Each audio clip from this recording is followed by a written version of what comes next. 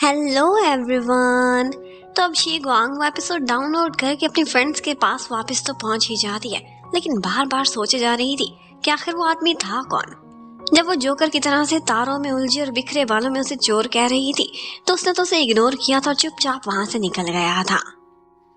अब next day काम करते हुए शी गुआंग को उसकी फ्रेंड का मैसेज आता है और जिंजी उसे कह रही थी कि जिस नए बॉस के बारे में सुना था वो जीएम आज आ चुका है और मेरा ही डिपार्टमेंट उसके अंदर है। वो वाकई हॉट है, तुम्हारी सारी प्रेडिक्शंस गलत निकली। और थोड़ी देर बाद शी गुआंग भी उस हैंडसम बॉय को देख ही लेती है और वो हैंडसम जीएम और कोई नहीं बल्कि वही था जिसे रात को वो चोर बोल रही थी। बस उसे देखते ही शी गुआंग की तो हवाइयां ही उड़ जाती हैं और वो जिंजी से कहती है कि मुझे लगता है कि मेरे कैरियर को एक ब्रेक लगने वाली है उड़ान भरने से पहले ही। लेकिन इतने में बेचारी शी गुआंग को एक फोन आता है और उसे पता चलता है कि एक बहुत बड़ी इमरजेंसी बन गई है। थोड़े दिनों पहले प्रोक्यूरमेंट डिपार्टमेंट की तरफ से उनके पास कुछ लोग आए थे और जल्दी जल्दी में उन्होंने एक पेपर पर साइन करा लिए थे। ये सारा कुछ शी गुआंग की एक सीनियर ने चेक किया था, लेकिन उस टाइम पर वो उसके डेस्क पर बैठी थी तो उसी की स्टैंप यूज कर ली थी। अब जब सिग्नेचर्स देखे गए थे और स्टैंप तो वहां पर शी गुआंग का नाम लिखा हुआ था और बस क्रंसीज के ओवरलैप होने की वजह से उनके फिगर्स में काफी गड़बड़ हो जाती है। और अब दोनों डिपार्टमेंट्स खड़े हुए थे और एक दूसरे के ऊपर ब्लेम डाल रहे होते हैं। शी गुआंग भी वहां पहुंचती है और सबका नजला बेचारी शी गुआंग पर ही गिरता है क्योंकि नाम तो उसी का ही था। लेकिन उसकी सीनियर चीची फिर भी उसकी साइड लेती है और कहती है कि इसे कोई ब्लेम ना दे क्योंकि मैंने इसकी स्टैंप यूज की थी। दूसरी तरफ हमें लिन यूसन को दिखाते हैं। वो फैक्ट्री और प्लांट चेक करने के लिए आया हुआ था। वो हर चीज पर गहरी नजर रखे हुए था ताकि वो हेडक्वार्टर्स में रिपोर्ट कर सके। और तो और उन लोगों ने एक और प्लांट को भी स्टार्ट करने का फैसला किया था ताकि अपने बिजनेस को और एक्सपैंड कर सकें। इतने में यूसन को एक कॉल मिलती है और पता चलता है कि इस तरह से एक बहुत बड़ी गड़बड़ हो गई है। लेकिन वो वहां पर कॉल करके कह देता है कि आप लोग फिक्र ना करें, अब ये न्यूज मेरे तक पहुंची है तो मैं खुद ही इसे हैंडल करूंगा और जो लोग भी इसमें गलती पर हैं वो मेरे पास पहुंच जाएं। अब इन्वेस्टिगेशन के लिए शी गुआंग को और चीची को बुलाया गया था। अब वो दोनों बेचारी डरी हुई सहमी हुई बाहर बैठी वेट कर रही थी क्योंकि दूसरे डिपार्टमेंट का मैनेजर इस वक्त अंदर यूसन के साथ मीटिंग कर रहा था और उसने तो ऑफ कोर्स सारा का सारा इल्जाम इन्हीं पर ही डालना था। यहाँ पर चीची उसे बताती है कि मिस्टर मू है और ये है प्रोक्यूरमेंट डिपार्टमेंट के हेड। उनकी पर्सनैलिटी को ही देखकर लग रहा था कि वो एक 2 नंबर इंसान है। और वहां से बाहर जाते जाते वो शी गुआंग को काफी डांटते भी हैं कि तुमने कितनी बड़ी गलती कर दी, क्या इस तरह के इनकैपेबल लोग आजकल आ रहे हैं। और बस शी गुआंग की उससे तू मैं हो जाती है, जिसके बाद वो उसे धमकी देकर जाता है कि तुम्हारा मैनेजर आज यहाँ पर नहीं है। जैसे ही वो आता है मैं उससे कहूंगा कि इस जैसे एम्प्लॉय को यहाँ से फारिग करो। अब यूसन ने ये सारा कुछ सुन लिया था, वो वहां पर तो कुछ भी नहीं बोलता, लेकिन फिर अंदर बुलाकर शी गुआंग से कहने लगता है कि तुमने जो गलती की है उसके बाद तुम्हारा फाइनेंस डिपार्टमेंट में टिकना बनता ही नहीं है। उसे लगा था कि मुझे फायर करने वाला है। वो बोलता है कि इसकी सजा ये है कि अब तुम एडमिन डिपार्टमेंट में ट्रांसफर कर दी गई हो। अब वो अपना सामान उठाती और वहां से जा रही थी। एक्चुअली देखा जाए तो इनडायरेक्टली वो उसे प्रोटेक्ट कर रहा था क्योंकि उसने देख लिया था कि मिस्टर मो के साथ इसकी दुश्मनी हो चुकी है और वो दूसरे मैनेजर के साथ मिलकर इसे बहुत बुली करेंगे और शायद इसे निकलवा भी दे। इसीलिए एक तरह से उसने उसे अपने परों तले कर लिया था उसे प्रोटेक्ट करने के लिए। और सिर्फ इतना ही नहीं, यहाँ पर उसकी बेस्ट फ्रेंड जिंजी भी मौजूद थी और उसके साथ ऑफ कोर्स उसका बहुत अच्छा टाइम गुजरने वाला था। यूसन ऊपर से ऐसे प्रिटेंड करता था कि जैसे वो शी गुआंग को जानता भी ना हो, लेकिन मन ही मन में तो उसका बहुत पुराना क्रश था उस पर। अब वो लोग उसे एक टास्क देते हैं और वो ये था कि उसने स्टोर रूम के रिकॉर्ड को एकदम तरतीब से रखना था। ये टास्क काफी मुश्किल और सर को हिला देने वाला होने वाला था, पर फिर भी शी गुआंग कहाँ हार मानने वाली थी। वो पहले ही दिन बहुत अच्छा परफॉर्म करती है और बहुत सी चीजों को अरेंज कर देती है। अब अपना काम भी कर रही थी और साथ साथ कुछ सिंगिंग भी कर रही थी कि इतने में यूसन आता है। वो बिना पीछे देखे उसे ऑर्डर कर देती है कि जाओ वो फाइल्स तो लेकर आओ। उसे लगा था कि मेरी फ्रेंड आई है और ये बॉस उसका हुक्म मानते हुए वो फाइल्स लेकर आ जाता है। अब उसके बाद से वो रोजाना वहां पर आया करता था। पूरा 1 हफ्ता वो लड़की ये काम करती थी और यूसन वहां पहुंचकर घंटा घंटा खड़ा होकर कोई रिकॉर्ड चेक किया करता था। और बस इन्हीं सब बातों की वजह से ऑफिस में काफी सारी गॉसिप्स भी फैल गई थी। कुछ लोग ये कहते थे कि यूसन ने उस लड़की को प्रोटेक्ट करने के लिए अपने डिपार्टमेंट में रखा है। और सिर्फ इतना ही नहीं, जब से वो रिकॉर्ड रूम में काम कर रही है वो घंटा घंटा जाकर वहाँ रिकॉर्ड चेक करता है। लेकिन शी गुआंग भी इस खुशफहमी में पढ़ तो सकती थी, लेकिन उसने देख लिया था कि वो कौन सा रिकॉर्ड चेक करता है। उसे पता चल गया था कि जिस तरह की चीजें वो आजकल चेक कर रहा है उसके थ्रू उसे मिस्टर मो पर शक है। और वो उन्हीं से रिलेटेड सारी परचेजेस को चेक कर रहा था। और वो अपने फ्रेंड्स को भी बताती है कि वो एक बहुत बड़े और नोबल कॉज पर काम कर रहा है और मैं भी उसका हिस्सा बन चुकी हूँ। अब नेक्स्ट डे उसके आने से पहले ही वो रिकॉर्ड जो वो चेक किया करता था वो ईयरली अरेंज करके बैठी हुई थी और उससे कहने लगती है कि इससे आपको और आसानी होगी। और यहाँ पर सारा कुछ अरेंज करते हुए मुझे बहुत कुछ याद भी हो चुका है, मेरी मेमोरी बहुत अच्छी है। ये सुनते ही वो हैरान हो जाता है और सोचने लगता है इसकी मेमोरी इतनी अच्छी है और इससे मैं अब तक याद ही नहीं हूँ। अब मन ही मन उसने इस बात को बुरा तो मना ही लिया था, सजा तो बनती थी।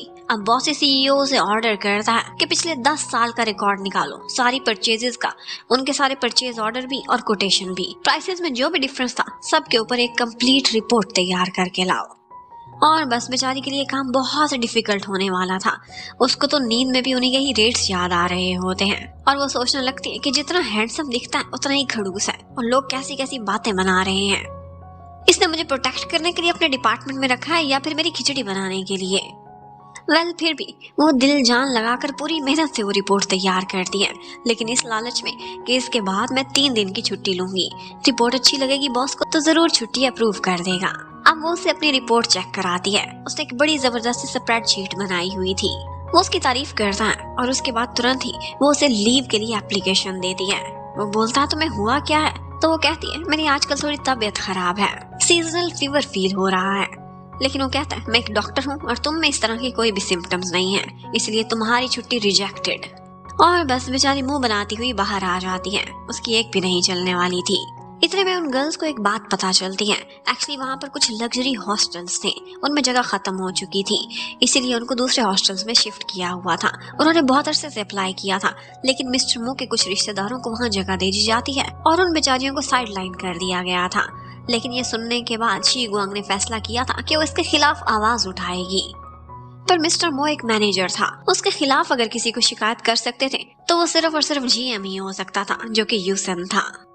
तब वो सारा दिन हिम्मत जुटाती है और फिर उसके बाद यूसन के पास आती है कि मैंने आपसे एक इम्पोर्टेंट और सीक्रेट बात करनी है। वो उसे अपने कमरे में ले आता है और यहाँ पर वो देखती है तो वो कोट उतारता है और व्हाइट शर्ट में वो बहुत ही हैंडसम दिखाई दे रहा था। व्हाइट हमेशा से शी गुआंग का फेवरेट रहा था। इतने में वो बहुत ही ड्रामेटिक स्टाइल में उसे बताती है कि हमारी कंपनी में कुछ ऐसा हो रहा है जिससे हमारी कंपनी की साख को नुकसान पहुंच सकता है। और बस इतनी बड़ी तमहीद बांधने के बाद अंदर से बात इतनी छोटी सी निकली थी हॉस्टल के कमरे की, पर फिर भी यूसन एक्शन लेता है और फिर उसके बाद उस आदमी को बुलवाता है जो कि अपनी गलती भी एडमिट करता है और उसके बाद मिस्टर मो के लोगों को निकाल कर इन लोगों को जगा देता है। पर फिर भी एक कांड हो चुका था। उस नए वाले हॉस्टल में सिर्फ 2 लोगों का बेड था और यहाँ पर इन दी एंड शी गुआंग अपनी दोनों फ्रेंड्स के साथ सेपरेट होने वाली थी। वो उससे पहले आई हुई थी तो उनको वहां भेज दिया गया था, जबकि शी गुआंग अकेली अपने कमरे में पुराने वाले हॉस्टल में रह चुकी थी। लेकिन इसके साथ साथ कुछ शॉकिंग भी था शी गुआंग के लिए। यूसन ने उसे दबे दबे अल्फाज में एक मैसेज भेजा था।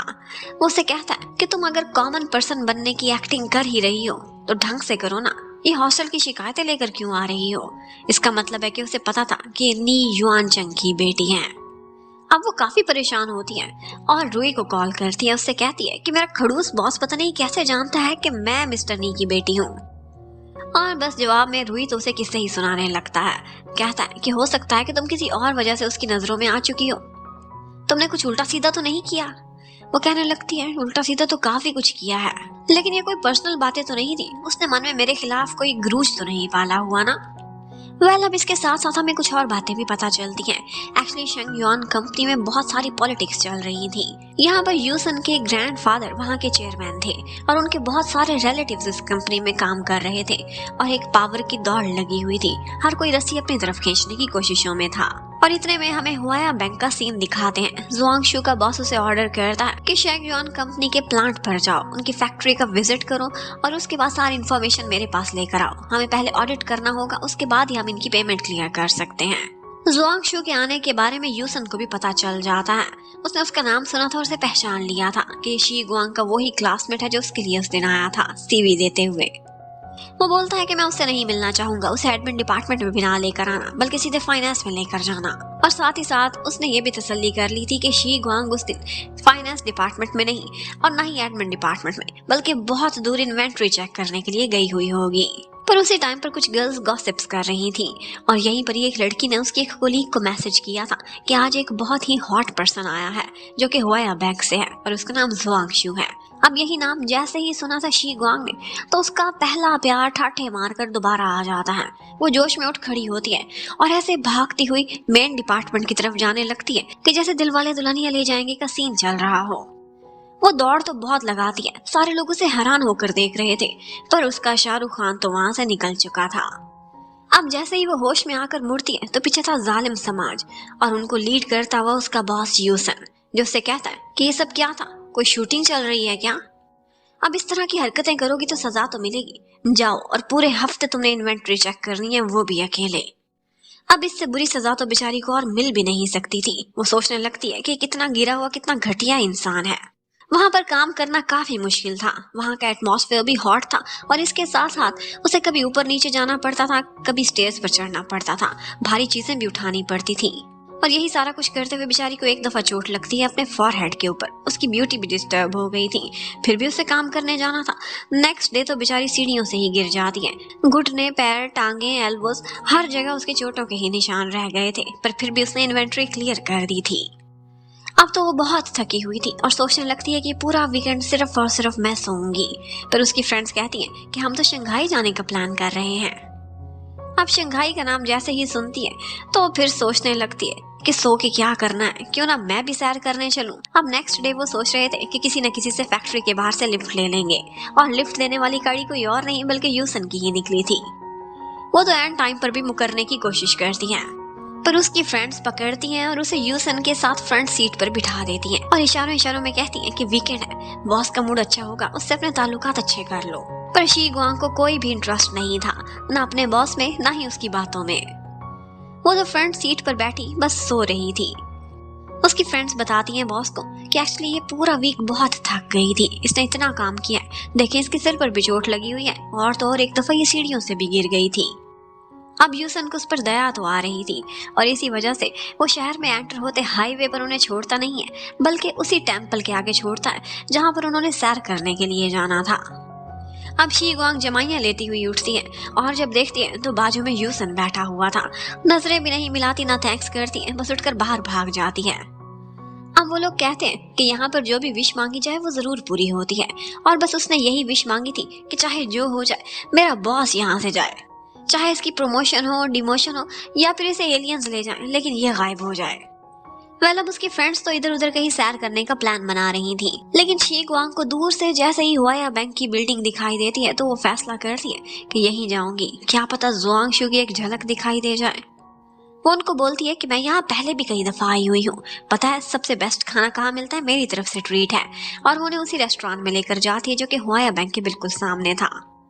उसी टाइम पर उसके बाजू वाली बिल्डिंग में यूसन भी चेयरमैन के साथ मीटिंग कर रहा था और वो उन्हें एक रिपोर्ट तैयार करके देता है जिसमें काफी बड़ी धांधली दिखाई दे रही थी और पता चल रहा था कि उनकी कंपनी में काफी सारे मगरमच्छ काम कर रहे हैं, वो भी बड़ी बड़ी पोस्ट्स पर। उसके ग्रैंडपा काफी खुश भी होते हैं और इम्प्रेस भी, सोचने लगते हैं कि अभी तो इसे गए हुए थोड़े ही दिन हुए थे, लेकिन मेरा ग्रैंडसन एक नेचुरल प्लेयर है, एक बॉर्न प्लेयर। साथ ही साथ उन्हें दुख भी हो रहा था, बार बार उसके हाथ को देख रहे थे। एक्चुअली इसी हाथ पर चोट लगने की वजह से ही तो वो अपनी सर्जरीज छोड़ के अब बिजनेस में आ चुका था। उधर शी गुआंग अपनी फ्रेंड्स को एक बहुत अच्छी जगह पर खाना खिलाती है। वो हैरान थी कि इतना पैसा कैसे खर्च कर रही है, लेकिन उन्हें क्या पता था कि ये तो फ्यूचर की हायरस होने वाली है, उसके लिए मनी नो प्रॉब्लम था। Well in the end grandpa उससे कहते हैं कि तुमने यूसन कुछ भी नहीं करना, जो भी करना है मैं करूंगा। एक्चुअली वो इसलिए ये सारा कुछ कर रहे थे ताकि कोई भी यूसन से दुश्मनी ना ले। वेल अब शी गुआंग एक बहाने से अपनी फ्रेंड्स को एक कैफे पे लेकर आती हैं और यहाँ पर उन्हें केक भी खिला रही थी और बिल्कुल हुआया बैंक की एंट्रेंस के बाहर ही बैठी हुई थी, बार बार बाहर देख रही थी। इतने में उसकी फ्रेंड कहने लगती है कि यहाँ पर कोई हॉट गाइस नहीं दिख रहे। ऑफ कोर्स आज सैटरडे जो है। और ये सुनते ही उसे लगता है कि मैं कितनी बड़ी पागल हूँ, पूरा हफ्ता काम करके मुझे समझ ही नहीं आई कि आज सैटरडे वाले दिन जुआंगशु यहाँ क्या कर रहा होगा। और इतने में उसकी फ्रेंड्स की बातों से यही मीनिंग निकलता था कि जब तक आप अपनी पसंदीदा चीज को ना देखो तब तक अर्ज नहीं होती। और ज़ुआंगशू वाली बात में भी कुछ ऐसे ही था। इतने अरसे उसे उसकी याद भी नहीं आई थी, लेकिन नाम सुनने के बाद उसे देखने को मन कर रहा था। अब यहाँ से वापस जाते हुए भी क्या यू सनी उनको लिफ्ट देगा और आगे ये कहानी कैसे बढ़ेगी, ये देखने के लिए स्टे कनेक्टेड। Bye bye.